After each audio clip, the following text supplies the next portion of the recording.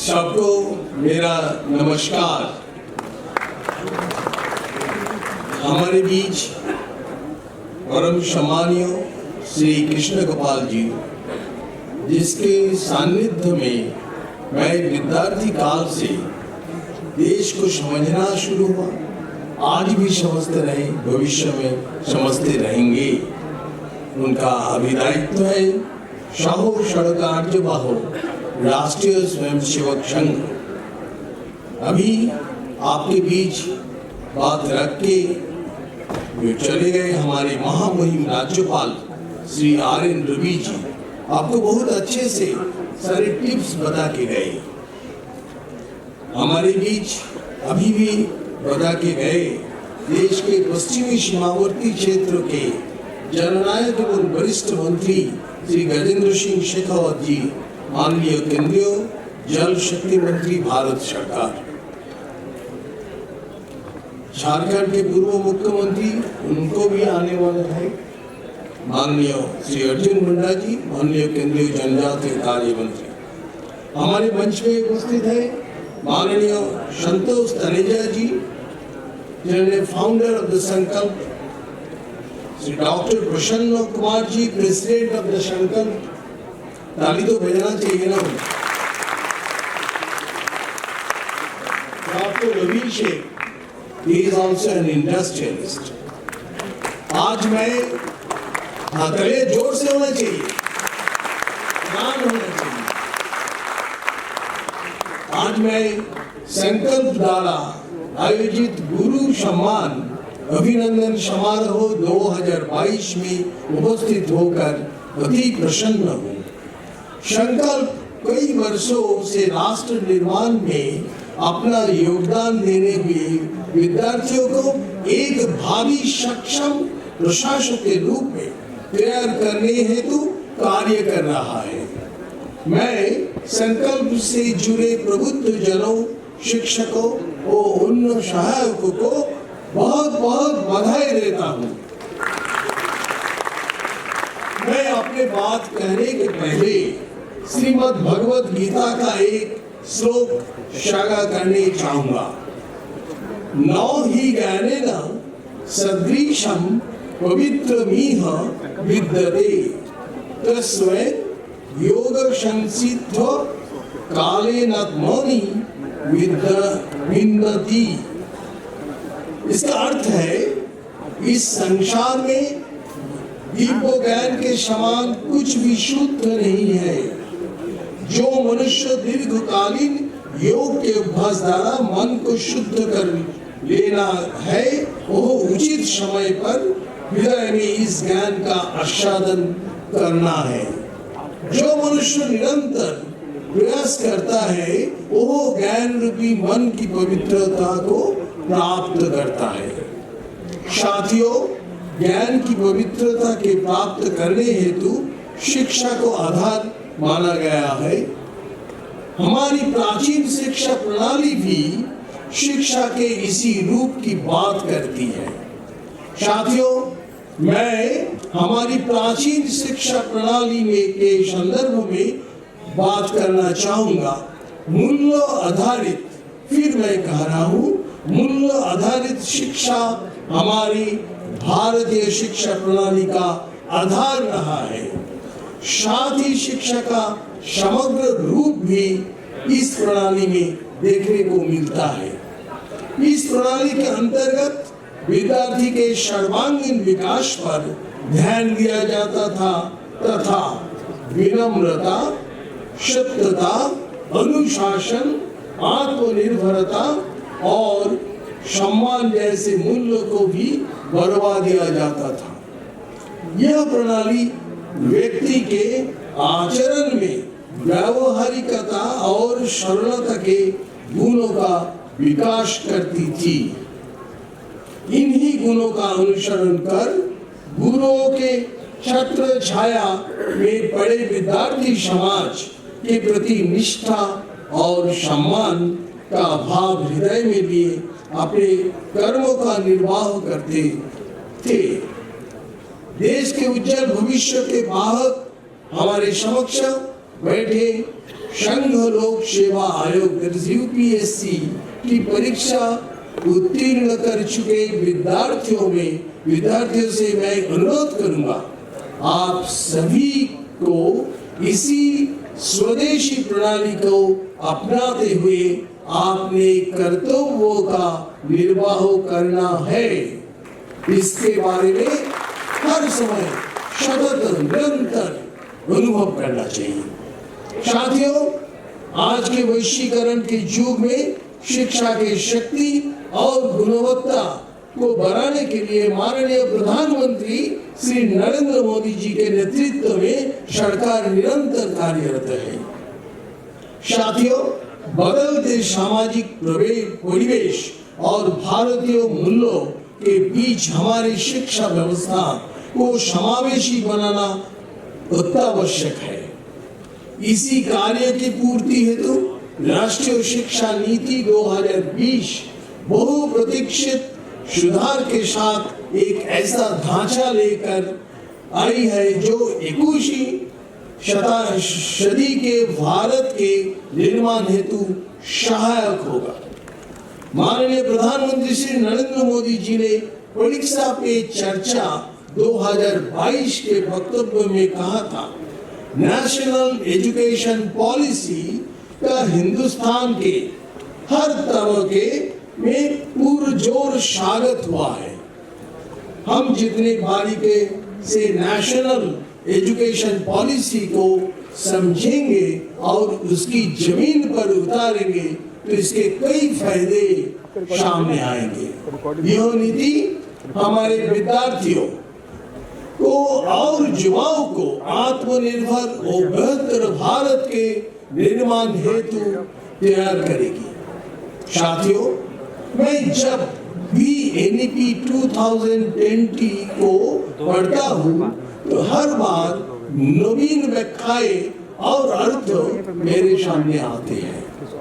तो मैं आप सभी से अनुरोध करूंगा कि NEP 2020 को जरूर पढ़िए और बार बार पढ़िए। साथियों, आगे बढ़ते हुए मैं कहना चाहूंगा, समग्र शिक्षा यानी होलिस्टिक एजुकेशन राष्ट्रीय शिक्षा नीति 2020 की आत्मा है। ये होलिस्टिक एजुकेशन हमको समझना चाहिए। होलिस्टिक एजुकेशन मीन्स आपने को जो मिला है, जो एजुकेशन मिला है, किसी कारण से आपका पेरेंट्स है, आपको विलेज है, आपको डिस्ट्रिक्ट है, आपको स्टेट है, आपको देश है, आपको सारी जो शिक्षा की जो इंस्टीट्यूशन है, आप जहां से निकालते हैं वहां वापस आना चाहिए। वापस कैसे? आपको सारे गुणवत्ता देकर आपको वहां पर पहुंचना चाहिए। आपको सारी एजुकेशन सभी सोसाइटी के लिए, आप सोसाइटी से निकले और सोसाइटी में वापस आना चाहिए, उनको सब कुछ देना चाहिए। इसके लिए आप आज यूपीएससी कंप्लीट किया। विभिन्न संस्थानों के दौरे के अनुभव से मुझे ये समझ आया कि हमारे शिक्षण संस्थानों में विभिन्न स्तरों पर समग्र शिक्षा की समझ पैदा करने की आवश्यकता है। प्यारे विद्यार्थियों, बढ़ने हुए आप सभी से मैं कहना चाहूंगा कि आप सभी इस देश का भविष्य है। आप सभी का कर्तव्य है कि आप समग्र शिक्षा यानी होलिस्टिक एजुकेशन की मूल अर्थ को समझे। निकट भविष्य में आप सभी विभिन्न राज्यों के विभिन्न विभागों में कार्य करेंगे। एक अधिकारी का कर्तव्य है कि वह समाज के उत्थान हेतु कार्य करे और राष्ट्र निर्माण में अपना सहयोग दे। इस देश के स्वर्णिम भविष्य हेतु आपको अपने और समाज के बीच की दायरे के काम करने होगा। ये सबसे इम्पोर्टेंट बात है। आप सभी को ये समझना होगा, जिस स्थान पर आज आप पहुंचे हैं, इस यात्रा में यह समाज आपके साथी रहा है। प्यारे विद्यार्थियों, मुझे पूर्ण विश्वास है कि इस स्थान पर पहुंचने का आपका यह अनुभव और आगे आने वाले सभी अनुभव आपको जीवन भर पुरस्कृत करेंगे। आप पहले से भी प्रतिस्पर्धा को पार करते हुए जीवन के यथार्थ को समझते हुए इस स्थान पहुंचे हैं, परंतु कुछ परिस्थितियों आपके व्यक्तिगत अनुभवों से भिन्न होंगी। परिस्थितियों आपके जीवन में नए अनुभव को जोड़ेंगे। प्यारे विद्यार्थियों, आपने महामहिम राज्यपाल से कोई टिप्स आपको मिल गया। मैं आपको 2 मंत्रों और छोटा से मेरे जीवन में एक व्यक्ति के साथ मिलना हुआ, उसको कहानी मैं बता रहा हूँ। जो कहानी जो है, मैं ट्रेन में था, तो हर समय जब ट्रेन में जाते थे मेरा कोई नया मित्र बन जाते थे। उस दिन मैं सुबह होने के समय मैंने सोचा आज तो कोई नया मित्र अच्छे से नहीं हुआ, तो तब जस्ट कंपार्टमेंट के अंदर सारे सीट्स होता है। एक सीट में एक मेरे से उम्र में थोड़ा बड़े एक पति पत्नी रहे, उनको साथ परिचय हुआ। He was the deputy manager of district industrial office। उन लोगों को पढ़ाई बहुत अच्छा लगता, टीचिंग भी अच्छा लगता। तो उन्होंने उनके क्षेत्रों में बहुत सारे लोग उनके पास फ्री कोचिंग इंग्लिश और संस्कृत लेने के लिए आते थे। इसके बारे में उनका बहुत नाम हो गया। तो एक बार डिस्ट्रिक्ट मजिस्ट्रेट, अब ध्यान से सुनिए, डिस्ट्रिक्ट मजिस्ट्रेट उनको उनका घर में आने के लिए बताया। आने के बाद उन्होंने बताया, यस मिस्टर घोष जी, आप मेरे पुत्रों के साथ एक बार बाजार में जाएंगे कुछ किताब खरीदने के लिए। District magistrate requested him and at the same time he answered, जब आपका पुत्रों मेरे साथ जाएंगे तो उनका तो तकलीफ होगा। I will not go with the government car, उनको मेरे साथ पैदल चलना पड़ेगा। And then the district magistrate told, it will be a pleasure and fortune for my son that he will accompany with you for more than hours together. This is the realization of a district magistrate. And the next phase was that the boy went to the bookshop. He took one by one book and he read 2 pages of one book. Then he teared that page, उसको फाड़ दिया। उसके बाद दूसरा किताब लिया, उसके बाद वो भी 1 पेज 2 पेज पढ़े, वो भी फाड़ दिया। ऐसे करके कम से कम 5 किताब ऐसे किया, और जो 2 पेज 3 पेज पढ़े उसको फाड़ दिया। तो उन्होंने उसके बाद बच्चे को लेकर घर में आए एंड ही एक्सप्रेस्ड, उन्होंने बताया डिस्ट्रिक्ट मैजिस्ट्रेट को, कि आपके पुत्रों एक किताब तो लिया, उसके बाद 2 पेज पढ़े और उसको फाड़ दिया।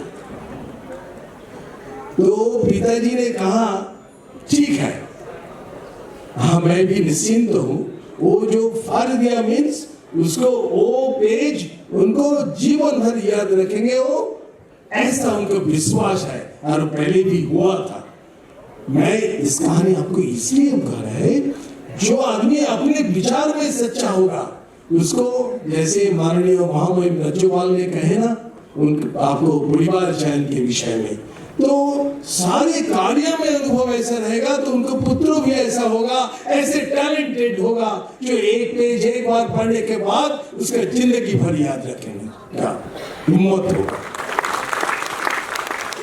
This is the realisation and God bless them. और 2 छोटा सा मंत्र आपको कहता है, दो I am not an administrator, पर समाज के कार्य का अनुभव हुआ, और इस रिस्पॉन्सिबिलिटी में बहुत सारी जगह में हम जब रिव्यू मीटिंग लेते हैं, इसके कारण से जो अनुभव हुआ इसके ऊपर आपको 2 मंत्र बता रहा हूँ। एक है जब आप किसी ऑफिसर को कोई काम देंगे तो उनको टाइम बाउंड करना चाहिए, नंबर 1। और टाइम बाउंड करने के बाद ही बोलना चाहिए इसको रिपोर्ट हमको देना चाहिए। और please note it in your diary, after completion of that date you should ask them what is the report. ये बार बार रिपीटेडली हो जाएगा तो सभी ऑफिसर को ये याद आ जाएगा, जो हमारे जो अधिकारी है वो इसका खबर लेंगे ही जरूर, इसको हम टाइम से पहले करना चाहिए। ये एक विषय। दूसरा है हमारे जो जमीनी स्तर पर जो काम करते हैं, जैसे हमारे देश में आशा और आंगनवाड़ी वर्कर, इसके बारे में आप देखे हैं हमारे प्रधानमंत्री बार बार इनके बात करते हैं। तो ये आशा और आंगनवाड़ी वर्कर और इसके साथ जो रिलेटेड डिपार्टमेंट, इसके कोऑर्डिनेशन होना ही बहुत ही जरूरी, जैसे health sector, education sector and rural development department और अर्बन डेवलपमेंट डिपार्टमेंट। इसके बारे में coordination of the departments and coordination of the जमीनी स्तर की कार्यकर्ता, इसके बारे में आप ध्यान रखिए, ये मेरा निवेदन है। प्यारे विद्यार्थियों, राष्ट्रहित हेतु आपने कर्मभूमि के मंथन में स्वयं की मतना, मैं पुनः संकल्प और उससे जुड़े सभी सहयोगिता को ढेरों शुभकामनाएं देता हूँ। अंत में स्वामी विवेकानंद जी का एक विचार को आपके समक्ष रखता हूँ। जिस अभ्यास में मनुष्यों की इच्छा शक्ति और प्रकाश स्वयं मीत होकर फलदायी बने, उसी का नाम है शिक्षा। बहुत बहुत धन्यवाद। भारत माता।